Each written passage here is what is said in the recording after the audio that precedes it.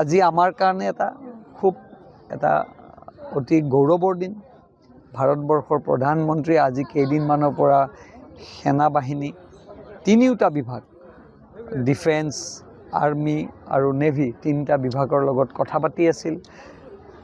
Home minister তাৰপিছত আমাৰ defence মিনিষ্টাৰৰ লগত বৈঠক চলিছিল আৰু ফাইনেলি কালি ৰাতি 10 ঠাইত পিঅ'কে আৰু পিঅ'কে বাহিৰতো 9 ঠাইত বাহিৰতো কালি যিসকল পাকিস্তানত এক্সট্ৰিমিষ্ট আছে আজহাৰ মাছুদ বুলি মাছুদ আজহাৰৰ নেতৃত্বত যি এক্সট্ৰিমিষ্ট আছিল যাক বিশ্বই ইতিমধ্যে বেন কৰিছিল।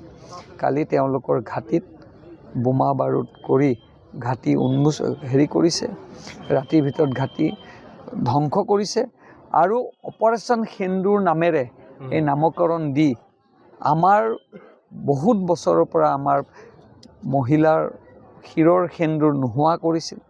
তাৰে আজি স্পষ্টতাৰে আজি প্ৰধানমন্ত্ৰী আৰু ইণ্ডিয়ান আৰ্মি নেভি বা ভাৰতীয় সেনাই ইয়াৰ জবাব দিছে।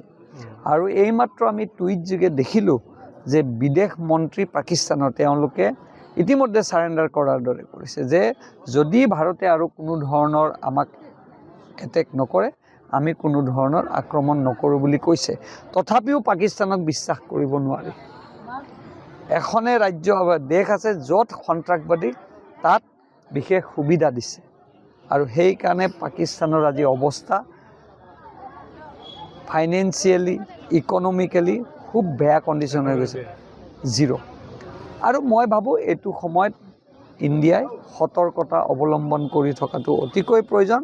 কাৰণ যদি বিশ্বাস নকৰিবলগীয়া যদি এখন দেশ আছে এখন হ'ল পাকিস্তান, যাৰ কণ্ট্ৰল বাই এক্সট্ৰিমিষ্ট, যোনে যাক কণ্ট্ৰল কৰে ISI কণ্ট্ৰল কৰে।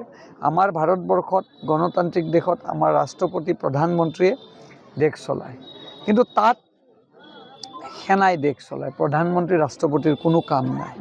আৰু সেনাই কাৰ লগত দেশ চলায়? এক্সট্ৰিমিষ্টৰ লগত, যি এক্সট্ৰিমিষ্টক ৱৰ্ল্ডত বেন কৰি ৰাখিছে। সেইকাৰণে আজি আমি গৌৰৱেৰে আজি এই অপাৰেশ্যন সেন্দুৰক আমি উষ্ম আদৰণি প্ৰত্যেকজন ভাৰতীয়ই, প্ৰত্যেকজন অসমীয়াই আৰু নাৰী শক্তিয়ে এইটোত নাৰীসকলে উষ্ম আদৰণি জনাইছে। মই এই আদৰণিক আজি আমি ধন্যবাদ জনাইছোঁ যে ভাৰতবৰ্ষত প্ৰধানমন্ত্ৰী এটা সুন্দৰ পদক্ষেপ বোল্ড ষ্টেপ ল'বলৈ। যিকোনো খবৰৰ বাবে যোগাযোগ কৰক 7099017330 লগতে 7099017110 নম্বৰত।